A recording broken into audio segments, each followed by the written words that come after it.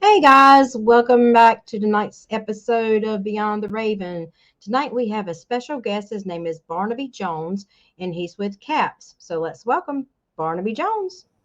Hey, Barnaby. How's it going, Jennifer? Oh, better now. I'm having a little bit of technical difficulties at first.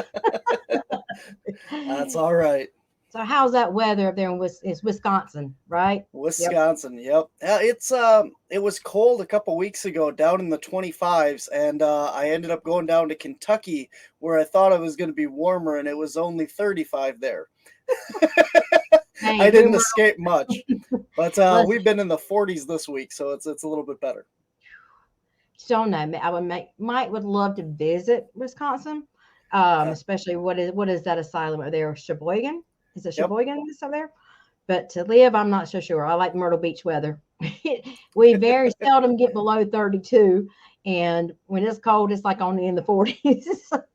So I would freeze to death. But makes for better Bigfoot weather, right? 40 degrees is t-shirt weather in Wisconsin. Oh my God! Under the coat going, freezing. It's cold. Turn the heat up. So no, I'm so glad to finally meet you. We've talked so much back and forth on Messenger. Can't wait for you to come to Hey Good Meals. It's going to be an awesome. You're going to be so surprised. It's never been investigated, so we're going to really have a lot of fun. So Awesome. So first of all, tell us a little bit about yourself and C.A.P.S. Right, so I am Barnaby Jones. I am the founder and lead investigator of Cryptids, Anomalies, and the Paranormal Society. I founded the group I used to do paranormal research and stuff prior to that, and I founded C.A.P.S in 2019. There's about 15 people on our team, and we investigate everything from paranormal, Bigfoot, UFOs, other cryptids, anything unknown and weird that we get called out to investigate, we go to. And we do bi-monthly documentaries on YouTube at Wisconsin C.A.P.S. And then I host Whispers from the Dark podcast, which is all cryptids, metaphysical, everything under the sun. And Monday Morning Monsters, which is a live cryptozoology radio podcast every Monday. And we have a brand new cryptozoology show on Paraflix as well called On the Trail of Undiscovered Beasts. Oh, congratulations. Congratulations on that. Yeah, I've always been intrigued with, of course, UFOs, and that's something I would love to spread my team out, Raven, into doing. But here in Myrtle Beach and around the surrounding areas, you don't hear much about Bigfoot. And, they claim the Myrtle Beach is one of the UFO hot spots, but I personally have never seen a UFO here. So, or period that I know of. So, well, tell me, what kind of experiences have you had? Have you actually seen Bigfoot? Have you got evidence? Tell me a little bit about that. I'm curious. Yeah, so we have access to a private property, 80 acres up in Upper Michigan. It's called the Hayden Adventure. It had a Bigfoot trail camera picture that was taken up there in 2012. Finding Bigfoot came out in an investigation up there. And since Memorial Day weekend of 2020, our team has been up there on and off for the last 3 years doing investigating for Bigfoot, at least. We've also worked across the kind of the top and the bottom of Wisconsin. And I've done Missouri as well for Bigfooting, and Colorado and a couple other places as well. But I have never seen one with my own eyes. I have gotten a couple on thermal image. And I've been growled at on several occasions by what I would consider a Bigfoot from very close proximity. Once in southern Wisconsin in Burlington, and the other time was up at the Hayden Adventure in Upper Michigan. Wow. So that brings me to another question. Okay, so many people, I've always been kind of skeptical. Well, is Bigfoot real? Is Bigfoot not real? All these things you hear about. He's a multidimensional creature. If it's so, with all the technology we have today and so many ways of getting around, why haven't we really been able to locate him? I mean, do you think he's a multidimensional? Do you think he crosses between dimensions? Or give me a little history and what you think, and then I want to find out how you go about investigating and hunting Bigfoot, I guess you could say. Sure. Yeah. So, whenever I get asked this question, I always say that I have to go back to my own personal experiences. So, as far as being interdimensional or paranormal or anything like that, my personal experience leads me to believe that it is just a flesh and blood creature. As you know, like you said, I'd be at your convention coming up here in March. I'm going to be talking about this a lot there, as far as, there's a lot of creatures that we know for a fact exist, like the platypus. The platypus is one of the weirdest creatures, if you don't know about platypuses, I mean, they're biofluorescent, they glow under black light, they're poisonous, they lay eggs, and they're just a weird amalgamation of all kinds of creatures put into one, but they exist, right? You also have creatures like the octopus, the cuttlefish, the chameleon, and numerous other ones that can change their colors at will to match their backgrounds and camouflage. And I mean, the list goes on of animals that we actually know exist. So Right. when people say that Bigfoot is, paranormal, supernatural, extra dimensional, because we have trouble getting pictures of him, or we have these weird attributes that go along with it. Well, we haven't had one for, the average scientific community to study, that we can't tell you if this thing is just a natural creature with unique adaptations like the platypus, like the octopus, like the chameleons, or if it actually has supernatural abilities. Supernatural meaning just above the natural that we know. It doesn't mean that it's weird or, abnormal. It's just something we haven't discovered yet. So that kind of is what I say with as far as that. Hmm. Um, but again, for my standpoint, I couldn't tell you if they're interdimensional. I really don't think so, but I know that they're flesh and blood. They exist in this realm because they leave footprints. We're known to eat, leave things, do physical things. Right. And if they were, interdimensional or something else, why would they be doing that in our dimension, in this realm? So I think that they're pretty much just a flesh and blood animal species, relic hominoid that we have not discovered scientifically yet. um, I was just thinking when you were talking about that, I'm getting ready to tell my age, but Bigfoot, Sasquatch has been around for as long as I can remember. I remember being a little girl watching The Bionic Woman and the $6 Million Man. Hmm. You're too young, but they had an episode of Sasquatch, Hmm. and I will never forget that. That was some of my favorite shows, but it's just been around for so long that it just amazes me. And I'm like you. I believe he does exist. I believe a lot of these cryptids out there do exist. And I wish I would have the opportunity to be able to investigate, but I don't know anywhere around.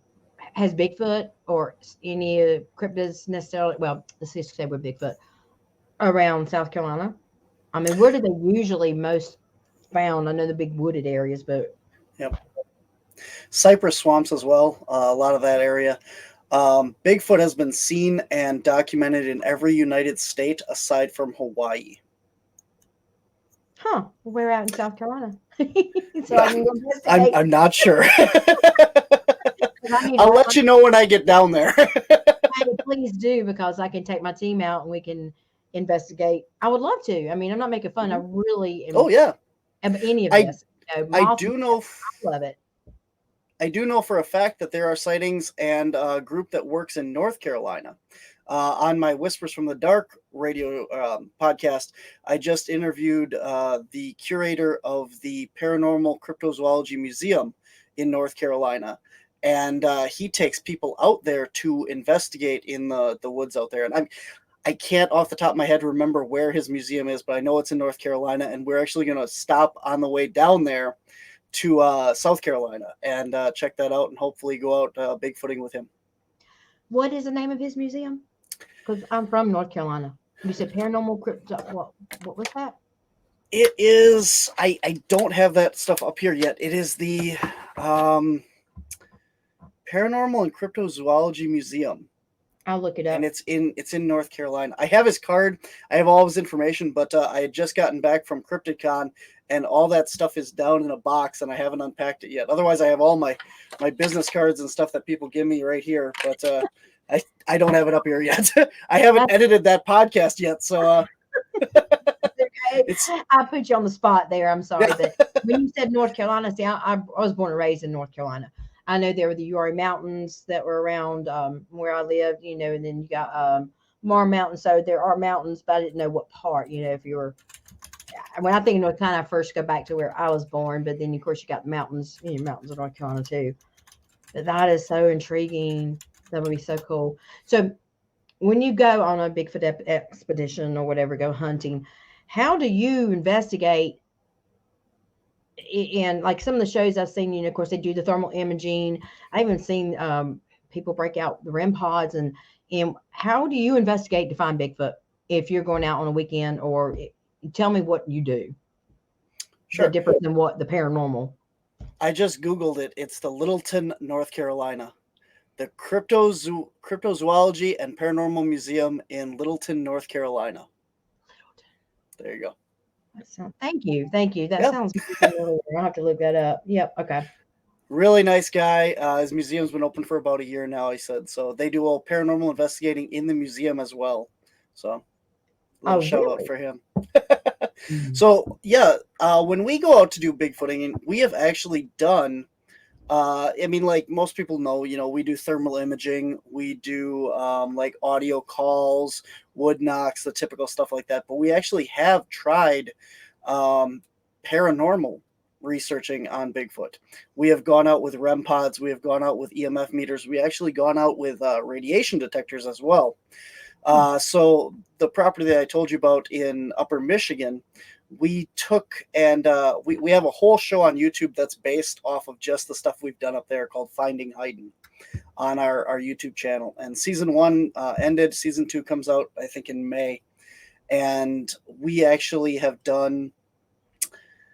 There's certain areas of the property that have like stick structures and stuff on them, Oh, and we took EMF readers and radiation detectors around and we surveyed the area around these to see if there's higher levels of EMF, higher levels of radiation, etc., different things that have happened in those areas.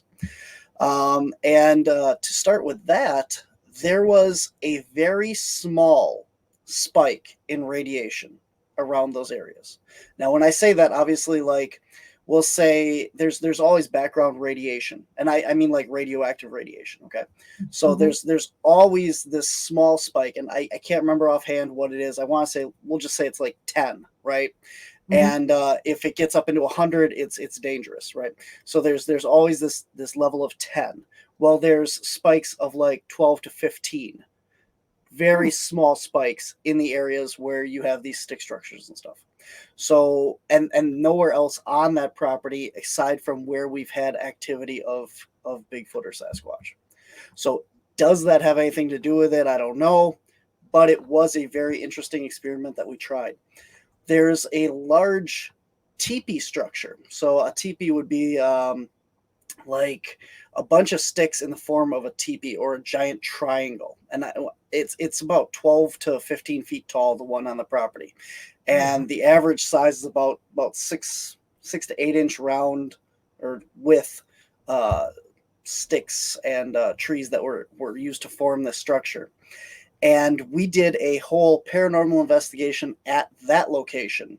We had REM pods, and we used an Ovilus and other equipment. I can't remember offhand what all we had there, but we're asking these questions like, "Did you make this? Are you mad that we're here?" And so on. Mhm. And the neighbor's property is about 20 to 30 feet, maybe 50 feet away from us at this time. And then his forest is all like cleared, Mhm. or not cleared, but cleaned out so you can see through it. It was all reforestation up there, so there's not a lot of like lower ground covery debris and stuff. Does that make sense? Like you can see Underbrush across and it. Yeah, undergrowth you stuff. can you can probably see for about a couple hundred yards all the way through the woods into there, and see if there's like anything walking around in there and stuff. And while we're by this teepee structure, there we're asking these questions, and from in that area, one of the trees falls over. Really? Yeah, Just randomly falls over. yeah. I mean, randomly, your guess is as good as mine. I don't know. I've spent a lot of time in the woods, and I have had 3 trees fall over in that time, and they've all been out while we're doing bigfooting. So I don't hunt. I've never been a hunter. I don't go camping and stuff, aside from Mhm. doing this. I always said, if you're going to get me out in the woods to go camping, we're going to go bigfooting. And now that's what I do. So, but it was just really weird that in all the time that we've been on that Hayden property, like I said, we've been working up there for 3 years. We've been in there in some very windy conditions. Nothing's happened. And here we are on a nice day, kind of calm, maybe a little wind, but nothing to knock a tree over. And we're asking these deliberate questions, and we get this tree just come crashing down over there. So And it was interesting. yeah, I was just trying to picture that in my head. Okay, the tree cracked, but were you close enough to see it fall? See if something knocked No. it down, or you just heard it and went to investigate? Okay. Well, it was on the neighbor's property, so we don't actually go over there. We do have permission to go on his property, but not that day, obviously. Oh, Um, but yeah, I don't know.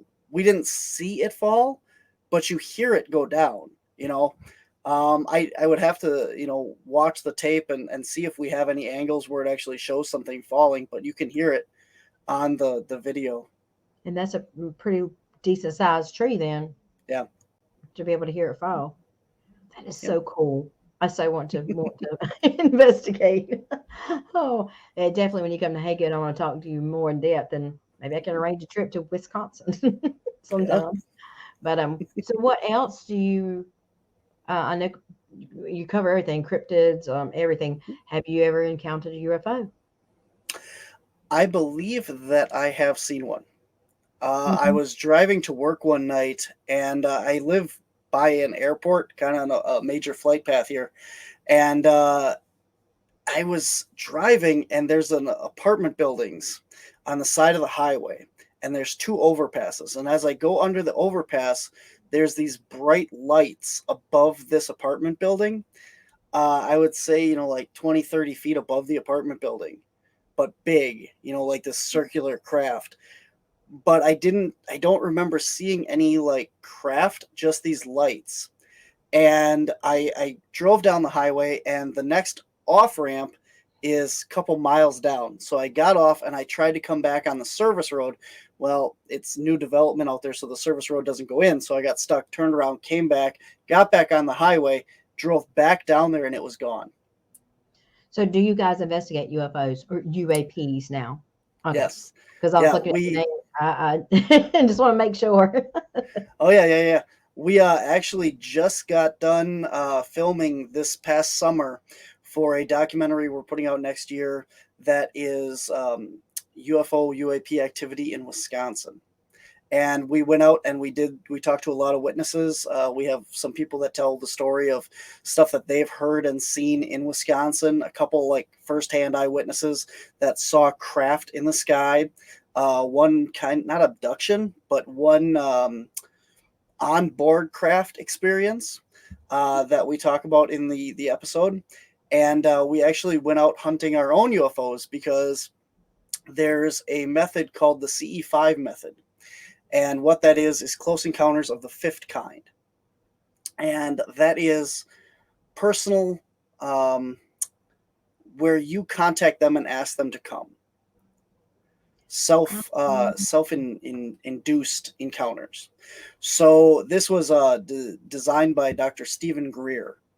And what you do is you go into this meditative state, and you picture yourself and your location and wherever you are, and then you put yourself farther and farther out. So the city, the continent, the planet, the solar system, and push your consciousness out into the universe.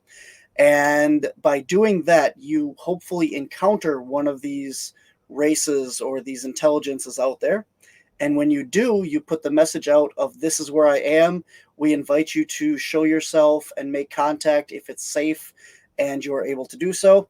and then you pull your consciousness back into yourself, going backwards from the universe to the galaxy to the planet to the continent to the state to the city and so on, down back to yourself. And then you do this multiple times, and then you relax, and then you stare up at the sky and hope something comes and shows itself. So we actually did a couple of these over the summer. One of them was on a private property, and one of them was for the public. And we actually invited anybody and everybody that wanted to come out and do this. And we got a couple people that came out with us, and we hung out at this lighthouse, and very, very distinct location that everyone could focus on. And we put our intention out there, and we tried to make contact. Did you? Well, you're gonna have to watch the episode. I have heard of that when you said that CE5. I think I've heard of that. And because I know I'm familiar with Dr. Stephen Greer, so that would be really cool. I can't remember where I saw it, one of those shows or whatnot, but I want to know. He's got a few documentaries. Yep. That would be awesome. So basically, there's no like meditation music. You just literally get into a deep meditation and send your signal out. And we did a couple things for the public investigation. We were playing Angels and Airwaves, which is, oh man, I'm gonna forget names now. You had me all ready for Bigfoot. Now we're going on this. We can go back to Bigfoot. No, it's fine. I've got so many different interests here, but no, you're good. Oh, yeah, I'm fine. I'll talk about anything. It's just gonna take me a minute to think of names. The guy from Blink 182. He went on and he started To the Stars Academy, and then he formed the band Angels and Airwaves. I know exactly. I knew that name sounded familiar. Who is that? I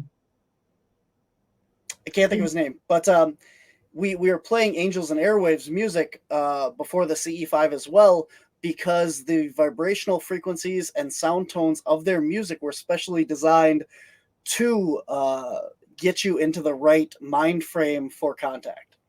So we did a lot of stuff. We actually did with Angela Perrin from the Conjuring House. Oh, I love Angela. She does a similar thing, not quite CE5, but she does a very similar method with music and stuff. And she did it the last 2 years at Michigan Paracon. And we taped some of that as well for the episode. So we did a lot. It's going to be a big 2-part documentary when it comes out. So, and where is that going to be, on Paraflix or? That one I believe is going to be on YouTube. Okay, and it's Angels, and my pen wasn't right. Angels. Oh no! That Angels and Airwaves is the guy's band. Oh, but he played the music. I'm thinking about the music, some of his music for that. I was just I know you're talking about, because he was on one of the shows or whatnot, that one of the UFO shows, and called him one of the what used to work at the Pentagon or whatever. Anyway, I know you're talking about. I can't think of his name though. That's cool. No, I didn't mean to jump around on you, but I do. You're fine. Tom DeLonge. Who? Tom DeLonge. That's it. DeLonge. I'm just gonna leave Google up over here because. Hey, like I told you, I'm very interested in all this stuff. So, you tell me what you want to talk about, and then we'll talk about that. Because I'll jump from Mothman, I'll jump to UFOs, I'll jump to Skinwalker. So whatever you want to talk about, you tell me. I can talk about both those. Real shortly, I'll tell you. This past summer, I got to go out to Phenomicon in Vernal, Utah, and they had all the guys from Skinwalker Ranch there. Cool. Right next to Skinwalker Ranch, the neighboring property is open as a campground and UTV tours of the mesa of Skinwalker Ranch. Like, do you know that Skinwalker Ranch doesn't even own the entire mesa up there? They only own a portion of it. Mm-hmm. The rest of the mesa is owned by their neighbors. So I got to go out to the UFO campground right there and do an investigation on the neighbor property to Skinwalker Ranch. So that'll be coming up as well. I got it was a pretty interesting night. We got nothing too really exciting, but definitely some evidence and stuff. And then so that's my experience with Skinwalker Ranch. I got to investigate the neighbor property to that. And then Mothman. We released the beginning of this year, Oh, this past year, I guess. We did a 2-part documentary on the Chicago Mothman sightings and the original Point Pleasant sightings. And I went down to Chicago and interviewed a bunch of people that actually had encounters with Mothman, and we went out looking for it and stuff. So I've done a lot of things with that as well. you have done a lot of things. I'm like, okay, maybe I need to move to Wisconsin, join CAP, so then I can go with you because you have covered a lot. Yeah, we try. We try. No, that would be awesome. I mean, I wish I could do all that. God, I don't lost my train of thought. Now we got on Mothman and I literally did. So, what else have you done? Tell me some interesting encounters that you have come across and that you can talk about that's not on the Oh, video or yeah, that. sure. So, one of the most exciting things that we have had is one of our first Bigfoot cases. We went up to Rhinelander, Wisconsin, and there's this couple guys up there that live in an apartment building across the river from the Humboldt Wildlife Area. Mhm. And in that wildlife area, there was these howls coming. Now, these guys have lived there for a long time. They know the coyote howls, everything that comes out of this preserve. And these howls were like nothing they've heard. So they reported this to another reporting agency. We picked it up from there, and we were up there the very next weekend after the story broke. So 2 weeks after the original howls were recorded, and we ended up going into that wildlife area, finding footprints all over the place. I mean, like, not good enough to cast, but there you can see them in the leaf litter. We found some snow prints that had melted in, and because this is in March in Wisconsin and April, it's probably 50 degrees, 60 degrees outside, but down in some of the lower areas of this wildlife preserve, there's still snow and ice. So it's really a unique environment in there. And so we're there doing a stakeout because these guys started going out behind the apartment garage at night, and they would start listening for these howls. So one night they heard something cross the river and come up on their bank. And there's this like duck pond kind of behind the garage of their apartment building, and they think that this creature is coming over, throwing rocks and like killing the ducks and stuff that would nest there for the night. So they hear this thing come across, they shine their light, and they see what they measured later on to be about an 8-foot tall eye shine. So they jump this little split rail fence and they chase after it down. There's a walking path that goes from their apartments down to a dog park and then eventually a water treatment plant before it hits the road. And they end up chasing this creature down this dog path or this walking path, and they get it pinned behind the water treatment plant where there's the fence of the water treatment plant and then the Pelican River itself. And when they got it down in that area, it started throwing rocks at them and they backed off. So when they ran back, they figure it either crossed the river or got back over into the nature center side. The next day they went out and they found footprints in the ground because that it left. And they actually cast one of those. And you can see all this on our documentaries and stuff. It's shortly explained on our Paraflix series, and there's 2 parts on our Wisconsin Caps on YouTube as well. You can see the footprints, you can see the cast and all that stuff. So then we show up on this case, and so we're sitting out there behind their garage as well with them, and this creature's come to the edge of the water there. They lit a fire for one behind the garage, and they've never done that before. So they also were out there like cooking steak and food during the day. We don't know what caused this to happen or whatever. So I'm just kind of laying this out. Yeah. There was a howl that came from the Humboldt Nature Preserve on the other side of the water, but it was very far away. And there was also a howl that some kids, because this story had been making its rounds, so these kids showed up and they howled across the river, in this area, kind of mocking it or whatever. So one of these things led to what happened. But from the other side of the river, there was 3 creatures throwing rocks across the river at us. What? So these rocks are about the size of your fist. Now, the reason why we know this is because we did some experimenting and found out that, based on this, the sound of the splash, Mm-hmm. they're about fist-size rocks. Anything bigger than that, it makes too big of a splash. Anything smaller, it makes it like a kerplunk splash. So these Right. things are about the size of your fist that they're throwing, or my fist, I guess we'll say. Um, and there was three of them because the next day we went over to the other side and found three different sized footprints on the bank of the river. We actually also found a handprint where one had like either squatted down or ducked down at the river's edge, and we have the cast of that we actually sell at our conventions and stuff that we go to. You can get your own copy of the handprint cast.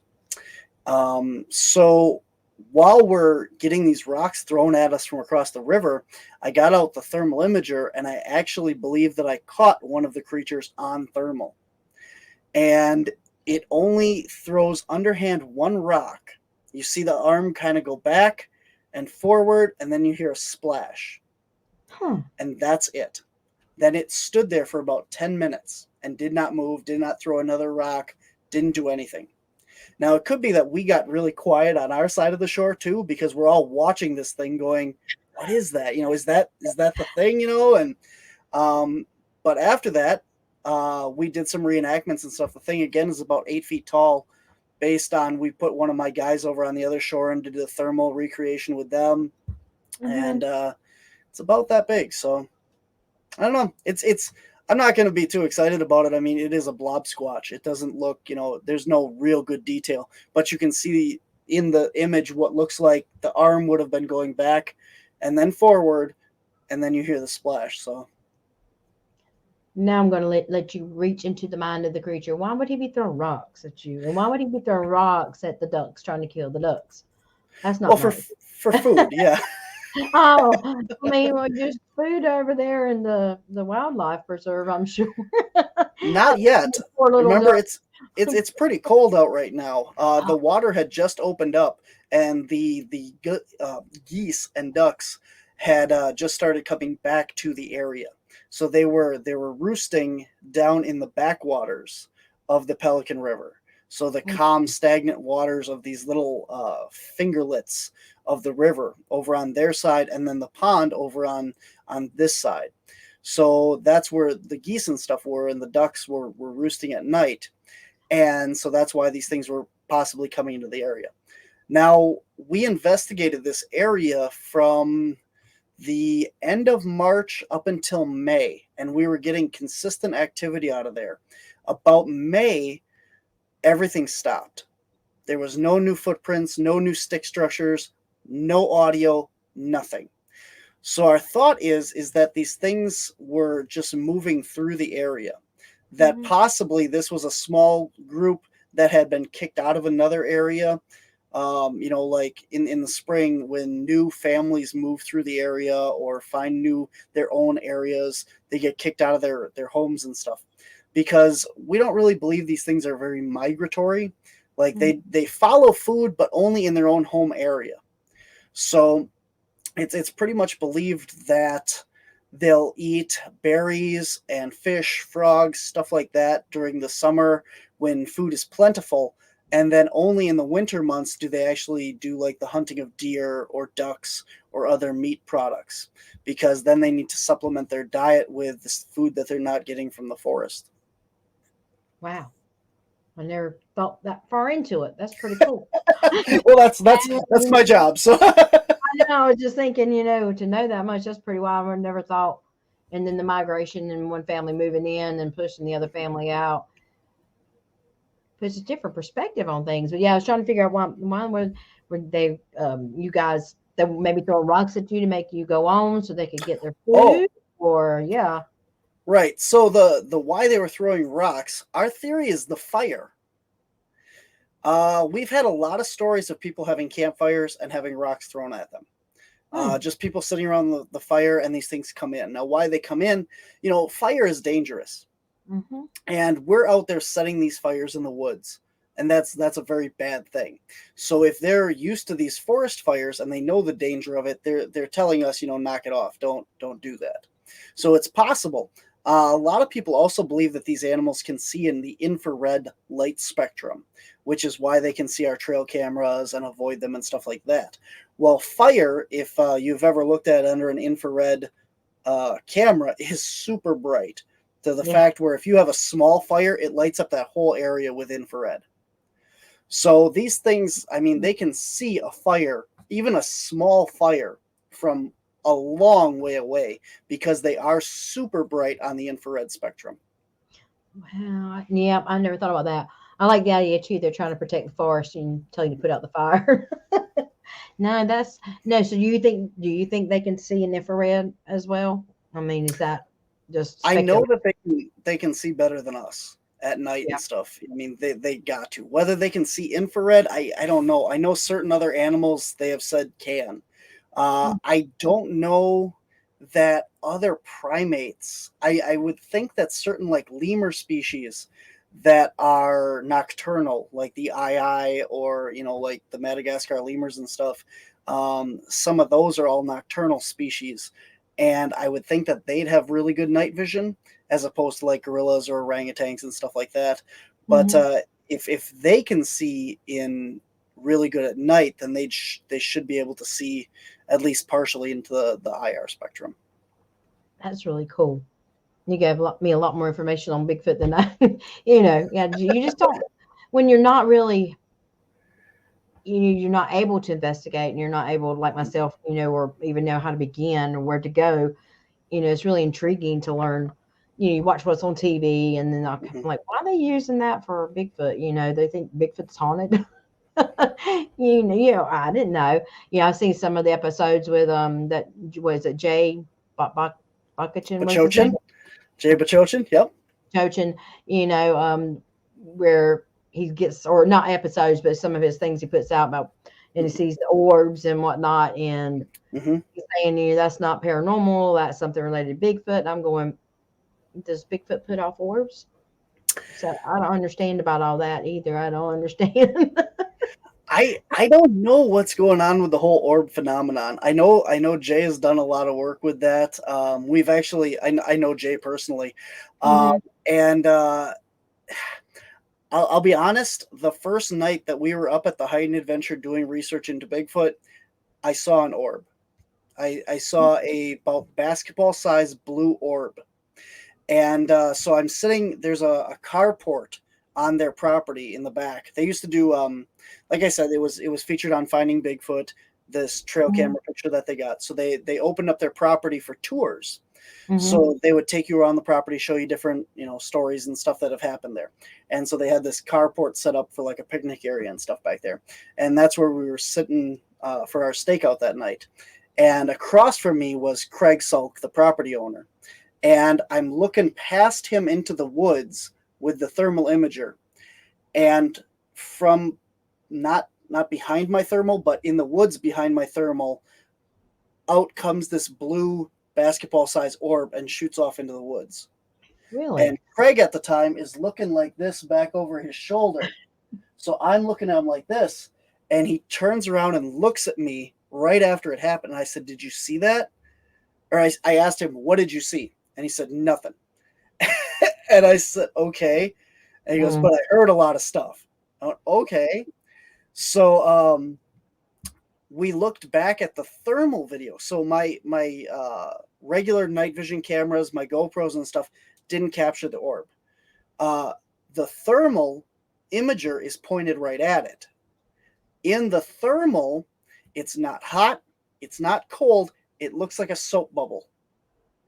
You can clearly see a round distinction on the thermal imager, but it's just like a distortion and it goes off. So, in the paranormal world, you have, we're very, it's a hot topic, orbs and what's not orbs and what is orb Mhm. energy. So, in relation to Bigfoot, what do you think? Do you have any speculation? Or I do you know a think it was lot of, a ghost? Do you think it was spirit in the woods? I mean, there's, The spirit of Bigfoot. I, I don't know. I don't, it's energy. We'll go Mhm. with that. Um, there is a really interesting story that comes from Fae mythology. Fae being fairies and Fae folk and stuff. And there is the woman in white, or the hag, right? The lady of the lake, the water creature. And she travels the woods with a large hairy humanoid and these candela dancers, or these balls of light. And Oh. anytime somebody asks me like the connection between them, I go back to this story. And it's such an interesting, and that's what C.A.P.S is all about. C.A.P.S. I'm pointing at the wrong side. I got caps all over it. Backwards. I know. I love the background on here. That's really cool. My show doesn't even have the cool background like that. But Everybody knows who I'm talking to. Barnaby and caps, and it's just they're trying to help you out and advertise, promote you, and let them know who you are. And so, definitely, I but love anyway, it. that's what Yeah, caps I is got all I got about. the banner back here. I got on my shirt. I do my best. We got you covered. Yeah, but I don't know what the connection is. There's a lot of people that have had Bigfoot and orb sightings at the same time, or within the area. Now there's also people who have claimed to see UFOs and Bigfoot in the same area, and the average person goes, well, then Bigfoot's an alien, right? Well, I recently was listening to another podcast, and they had a completely different take that I love. If aliens are coming to Earth or from a different dimension and coming here, wherever they're coming from, and they're researching us, they're also researching Bigfoot. They're also researching deer, cows, everything else. So when you see Bigfoot get off a UFO, that doesn't mean that he was there willingly. That doesn't mean that they didn't take him as well. And when you see, Bigfoot running out of the woods, and then you look up and this UFO's coming, well, he doesn't want to get eaten by the UFO either, And I thought that was a very interesting theory, that these things, we're baffled by the UFO thing, and so are these other creatures of the woods, whatever they are. Just because they're, you have A and B in the same spot does not mean that they're connected. It's a good point. I mean, all kidding aside, I mean, well, who says, like you said, they are coming abducting us, research, want to find out. So, what would say, what Bigfoot or, whoever or whatever they can get their hands on, to study them. And if I was Bigfoot too, and aliens will come and kidnap or abduct me, I'd be running too. I mean, I laugh, but I'm serious. You don't know. I mean, anything is possible, but I never could figure out, and the first place I was, Jay, is when I saw that. I'm like, dude, that's a ghost. No. Or energy, but I mean, basically it's in a ball of energy, but I never could put two and two together. And no one's ever explained, but that makes really good sense too. Plus you got elementals out in the woods, in the forest, protecting the forest. So it's really hard to say what it could be. That's a very good point. Sprites and other Fae folk are also supposed to glow and put off light and energy. I have another story about that if you're interested. Absolutely. We were down investigating what is called like the Burlington Vortex, or the Burlington Woods, coined by Mary Sutherland. She is an author and researcher down in that area of the state. And we went down to investigate these woods. And we had been in there several times at this point. This was our first investigation that we did as C.A.P.S, right? We had Bigfoot activity down there. This was one of the locations that we were all growled at by something very close, very deep, guttural growl. We had a tree branch ripped off a tree, basically at us, like, get out of here. But I use that as a preface to say we've been in these woods a lot. Right, we've had a lot of experiences in there. So we had put out a trail camera in the woods over deer hunting season, and we're on our way to another investigation. We were doing a paranormal investigation down south, and we stopped into the Burlington Woods to pick up and retrieve this trail camera. This is late November at this time, and all the leaves are off the trees. You can see the road. You can see the parking lot and stuff from where you are in the woods. It's pretty easy to find your way around. So I'm looking at GPS on my phone to find where I put the trail camera, because I want to get to it. And there's the main trail that goes from one end of the woods to the other that you kind of walk. And then there's kind of offshoot trails and deer trails and stuff. And one of the gate camera that I was going to get was on one of these deer trails. Mm-hmm. So I literally went, for the frame of reference, I walked straight into the woods, okay? And I took a left down one of these trails, and I should walk straight left to get to my trail camera. It's about 50 feet into the woods on this game trail. I turn around, come back, go back down, right? So I went into the woods, took a left, and ended up back on the main trail. So somehow I walked straight left and ended up going right. No idea how that happened. I mean, like I said, as I go straight in, I'm walking away from the road, more or less. I Mm-hmm. take a left, the road runs parallel to me on my left side. Mm-hmm. Somehow it ended up on my right side, and I was going back towards the main trail. I have That's no idea how this weird. happened. Now, I did end up going straight back left, following my GPS, got my trail camera. So as I'm walking out, I get back to the main trail, go back to the car. We're done. Got my game camera and everything. And I'm putting the stuff away in the back of the car to head out. And I realized that somewhere in here, I dropped my thermal imager. So it's Okay. this. It's about the size of like a water bottle. It's a handheld, like, triggered thermal imager at the time that we had. Yeah. And I'm thinking, well, this is a $300 piece of equipment. Mm-hmm. I'm not just going to leave it and come back tomorrow and hope that somebody else didn't find it. Now, this is where it gets to the point of, story time, because everything else I can prove because I have it on video. But as you all know, when you turn off the camera, weird stuff starts to happen. Mm-hmm. So I thought, you know what? I know this woods is good for it. I'm going to try this. I'm going to go in there with my flashlight, grab my thermal, get out. I'm not going to, I just took all the camera stuff off, put it away, packed it up. I want to get out of here. We had that paranormal investigation we had to get to. So I had my mom and Derek with me at the time. So they stayed out by the road, or by the car. I went back in by myself to try and locate this thermal imager because it's dark. They didn't want to try and wander around. So I go straight in again. And as I'm walking down the main path with the flashlight, there's this glowing, what I would say is like a cat eye to my left off the trail. And it's in a like hollowed out old log with a hole in it. And the eye is up at the top of the hole. And I'm thinking this is an animal eye. Well, actually, at first when I saw it glowing, because my flashlight wasn't on it, I literally see it glow. Mm-hmm. And I turned my flashlight towards it going, what the heck is that? It's about the size of a marble or a cat eye. And I want to say it was like green when I first saw it.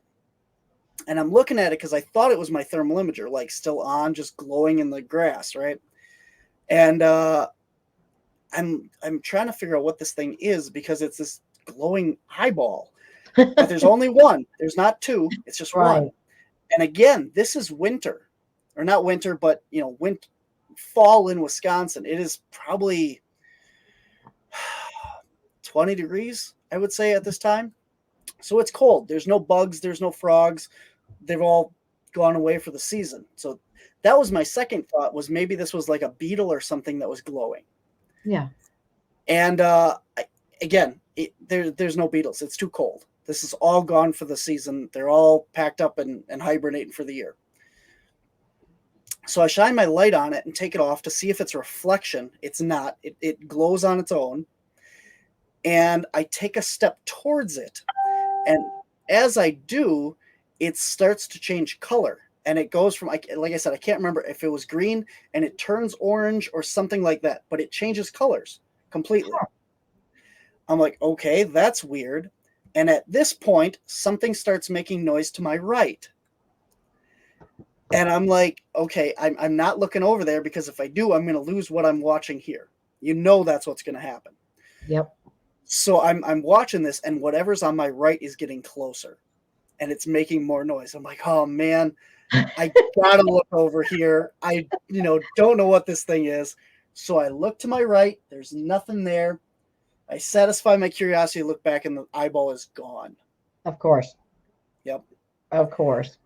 I take about 3 steps back because I had wandered off the trail to look at this glowing eyeball. I step back to the trail. I walk about 5 feet down the trail, and my thermal imager is laying right on the side of the trail. So, Really? Okay. if I hadn't stopped to look at that eyeball, I probably would have walked right past the thermal imager. Right. Or did a fairy or a Fae creature that stole this? Because as we know, once you get to the fall and winter, you're in the unseelie court of Fae. And there's the Seelie court and there's the unseelie court. The Seelie court is what keeps the grass green and the flowers growing, and they're the happy, loving kind of Fae creatures. The unseelie court hates humans. They think that we need to be wiped off the earth and stuff, so they play tricks. They're the trickster spirits and stuff of the woods. So now, once you're in, we fall. Yeah, I mean, if you follow Fae mythology, yeah.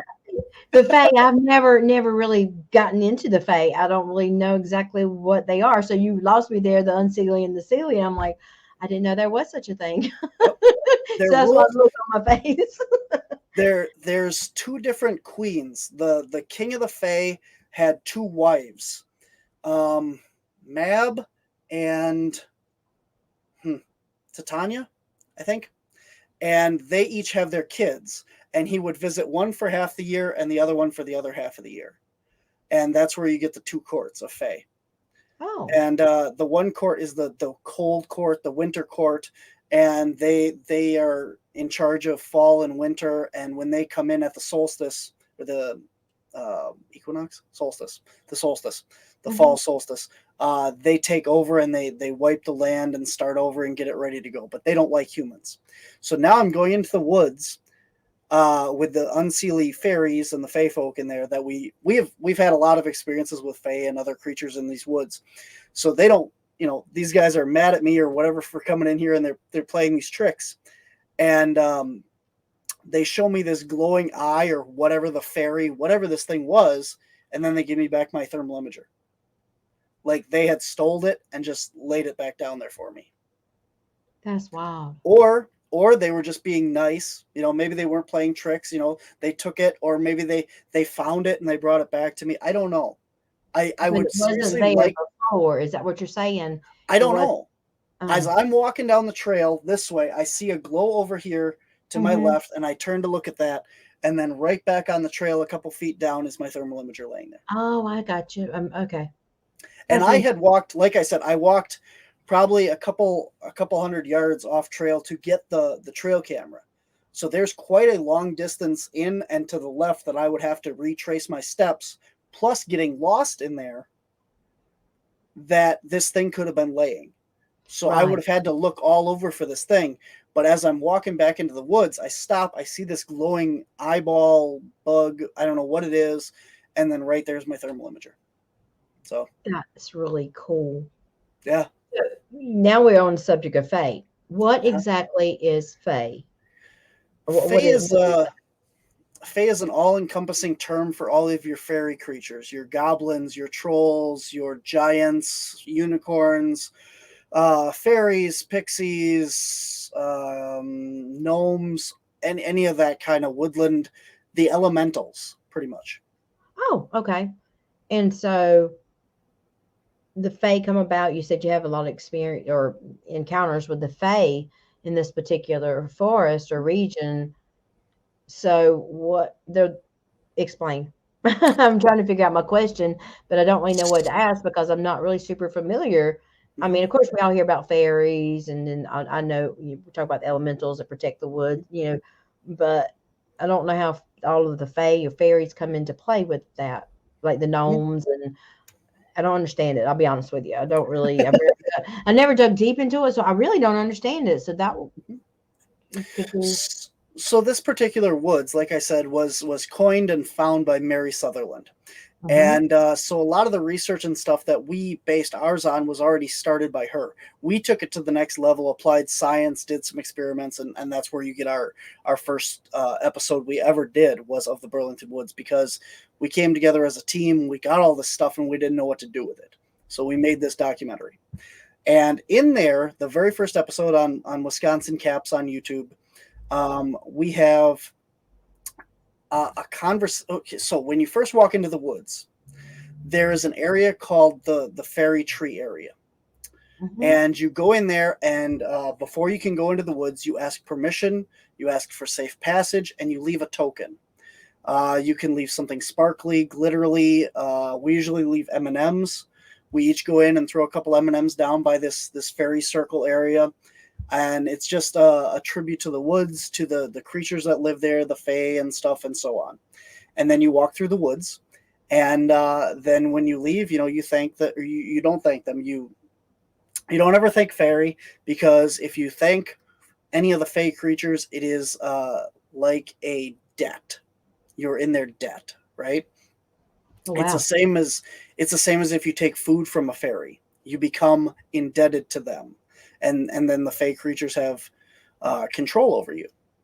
This is all like Irish and Celtic folklore and stuff like that. So it's really interesting. You say things like, "I appreciate your woods. I appreciate your hospitality. You are very generous to allow me safe passage." But you do not thank them. You do Wow. not say thank you. So that's a side note there. And I some people believe that, some people don't. But I mean, it's better to be safe than sorry. I would be Um, indebted to them forever then because I would always say the wrong thing. But anyway, well, yeah. so one of our other most unique experiences, and this is on our episode, we have an EMF conversation. For anybody familiar with paranormal, you ask yes or no questions. Mm-hmm. And we're having a conversation with something with an EMF meter okay, so there's past the first gifting tree, there are two trees that are the guardian trees of the woods. There's a Right. male guardian and a female guardian. And they're big trees. And Mary told us that you can go up, put your hands on it, and get energy from these trees, and lean on it or hug the tree and get this energy. So we're passing this, I believe it's the male tree, and we're getting these EMF spikes. Like, that's really weird. So Yeah. we said, is anything here with us? Yes. Okay, this is what we want. Spike the meter for yes. Do you know how it goes, paranormal. And Mm-hmm. this thing says, yes, I'm here. I am the guardian of the woods. I give you passage of the woods. I appreciate you. I want more M&Ms. We have this whole conversation with this thing. Wow. At the end of this conversation, we say, okay, we appreciate you communicating with us. We appreciate your forest. We'll come back and see you. Goodbye. It spikes. And then at the last spike, a whole group of coyotes hit on cue. It was the most eerie, creepy thing that you've ever experienced. That Wow. we say, we appreciate you, letting us in the woods, and all this stuff. Goodbye, have a good night. Oh, and the whole forest just erupted. It was really cool.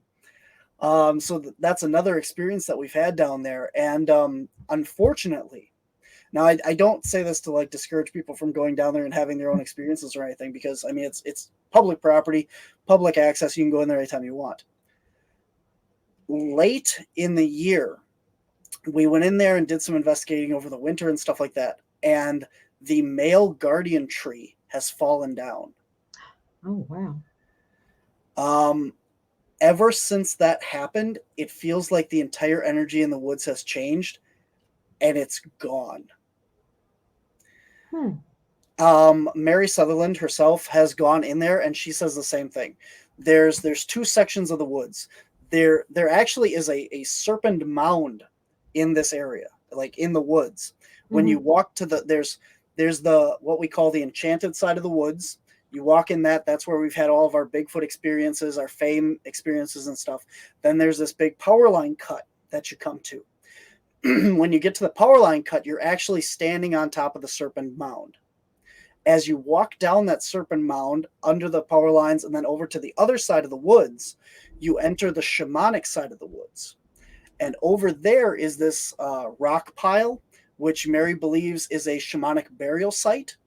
There is also what is like a caved in earthen mound where they would have gone into like a cave to do shamanic rituals, Oh, where wow. they would go in there. And this is all like Native American area down in this side of the state. So you have the enchanted side of the woods, and then you have the shamanic side of the woods. Shamanic, we've had all kinds of paranormal experiences and weird stuff over there. But the other side has always been very light and happy and warm and just nature, you know. Ever since that guardian tree fell over, it's like walking through a dead woods. Like you Really? can walk through there and feel nothing. Just like walking through a park. There's no energy, nothing in there. It's That's the wild. weirdest, it's the weirdest experience having gone there so many times to walk into the woods and just feel nothing. And I don't know. So I don't know if the spirit that was, guarding the woods is gone, or, if things have moved on. I've gone there a couple times since the tree fell to see, if it still feels that way. And my most recent trip was actually this year, a couple months ago, and I walked in, and again, it felt empty, just like average woods, And on my way out, it had just gotten past dusk, and it felt like something was following me, and there was like things getting like chucked at me in the woods. Oh, So really? I don't know. I mean, that's kind of my experience, but it could have been things falling. But again, it's still not the enchanted, magical forest that it was. So No, that's kind of sad. yeah, I mean, it it, what? it really is. It was one of our favorite places to investigate. Anytime we had a new person on the team, we would take them down there and have them investigate, kind of as like a test. And now it just feels completely different down there. And just nature kind of took its course, and the tree fell over, I guess, or hmm. Yep. Yeah, it's just That's really interesting. that is really cool. Yeah, I know. Never experienced that. That would have been awesome. Oh wow. You guys do touch on a lot of stuff. That would be so, I mean, really, it's really interesting. There's so much more to do the paranormal than just ghosts. And so that's why I've always been interested in, like you said, the cryptids and just different areas of high strangeness or what, I just wish I had more of opportunity to really be able to get out there and do more than just, spirits and hauntings because it's just amazing. And that's why I love to talk about it, any and everything. There was something you had said too. What was I going to ask you about? It was a Mothman. It was a Skinwalker. I forgot what it was now when you were talking. I can't remember what it was. Um, Shoot, and the shaman and blah blah blah. Oh well, maybe I We remember. haven't even touched on all the paranormal stuff that I've done. Oh my god, I can only imagine. We might have to save that for another show. Oh my god. So I wish I could remember what it was I was gonna ask you about. It's, the music from the beginning and the intro and outro for my for the podcast actually, they are from it's Celtic, Appalachian Celtic rock music. And so they Okay. did the album with the Fae, they're in it and understand, and they just sing about it. So I thought that was really cool when you brought up that. But Two a Day, they're an awesome band. Has some really amazing music. I wish I could remember the one cryptid or the one that I was going to ask you about, and I can't remember what it was. But I guess, well, is any other that you really think we need to touch on, or since I can't remember about the one I was going to ask you about, I can't I remember. got stories for days. I don't know. God, I can't remember. That aggravates me. It was one. Oh well, maybe I'll definitely remember before. Hey, good meal. So,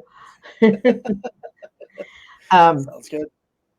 well, is there's anything else? So if you'll give me all the links and whatnot, so I can put into the podcast, and that way share, which I have been anyway, sharing serum caps and whatnot.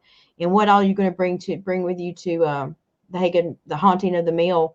You're gonna have all kind of cool things like the what you say, the hand that you can buy, the Yeah. molds and stuff like that? We have paranormal investigating equipment we sell. We just sold out of it, so I put in another order. But we have EMF meters. We got a couple different types. We have ghost balls. We have audio recorders. We're hopefully going to get some like REM pod devices. I have a new company that is going to be custom making some stuff that we're going to sell exclusively. So we got that, and we'll see what else he can come up with for us before that event. And but as far as you guys have the paranormal investigations there as well, right? Mm-hmm. Yep. Yeah, we have this magnificent tower of equipment right here that goes all the way to the floor, and I got another one sitting on this side of me.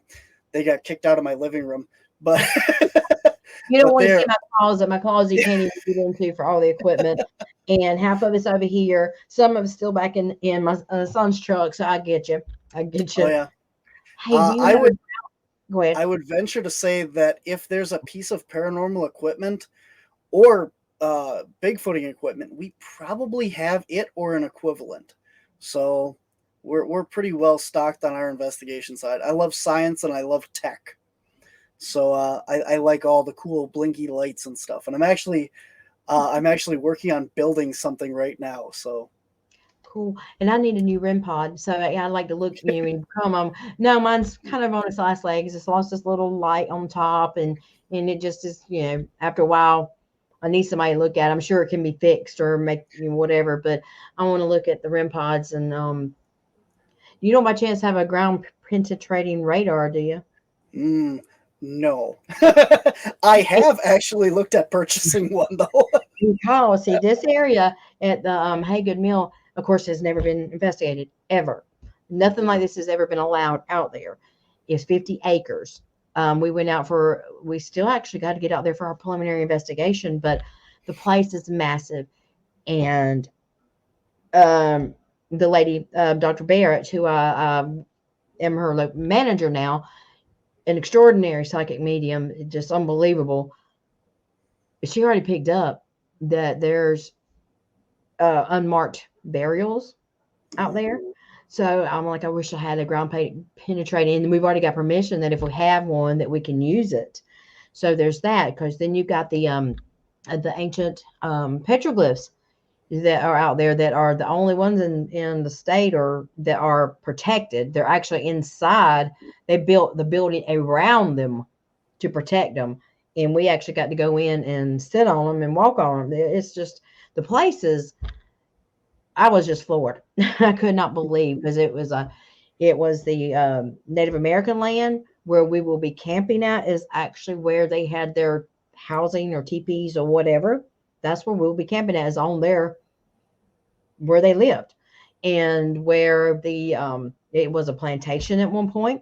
So there's lots of history or part of a plantation at one point. So there's so much history. And once we got access to the golf carts to take around and do tours with people and show them, you know, I was floored. I'm living here in South Carolina. I never even knew it existed, and it's off the beaten path, but it is huge. So it's going to be exciting. It's going to be really exciting, Sounds good. and a We lot of do that. have a drone. Hey, bring it. Hey, Mhm. that's right. I want to get a drone. Just starting with trying to learn how to film and take, some, I want to start documenting as well, like you do. I just don't have enough knowledge. We don't have too good of a camera. We're learning, trying to learn to film and I'm learning to edit and piece stuff together, but we're getting off the subject. Anyway, I can't wait for you to come and, I know we discussed about the Upstate Spirit Conference. I will get together that Mhm. information. That's another really good one. But um, is there anything else that you want to tell everybody or let everybody know before we depart? Move on. Just go check out our website. Go check out all of our stuff. WisconsinCaps.com right here behind me. Spelled out Wisconsin and then C.A.P.S. Cryptids, Anomalies, and the Paranormal Society. All of our links are right there. We're Wisconsin Caps on Facebook and YouTube, Twitter, Instagram, TikTok, all those. I have two podcasts called Whispers from the Dark and Monday Morning Monsters. And we have a brand new show on Paraflix Paranormal Plus streaming platform. So that's all cryptids and other creatures. And we're actually going to have a paranormal show on there as well, too, once the cryptid one finishes up its season 1. So Awesome. Sounds amazing. Sounds amazing. So everybody come out and check us out, Raven Paranormal in Wisconsin, or C.A.P.S. Not C.A.P.S of Wisconsin, but C.A.P.S. And check us out at the Haunting at the Mill in March, just March 24th to the 26th. And you can check that out. We've got tickets for sale on Eventbrite, and come on out and check us out. And you can meet Barnaby in person. He's going to be a speaker out there. Let us know even more about the Fae and all these cryptids and anomalies that he's investigated. So, but anyway, thank you so much. I appreciate you being on the podcast, and it's so good to finally meet you. And everyone have a good night and have a good week. Everyone take care.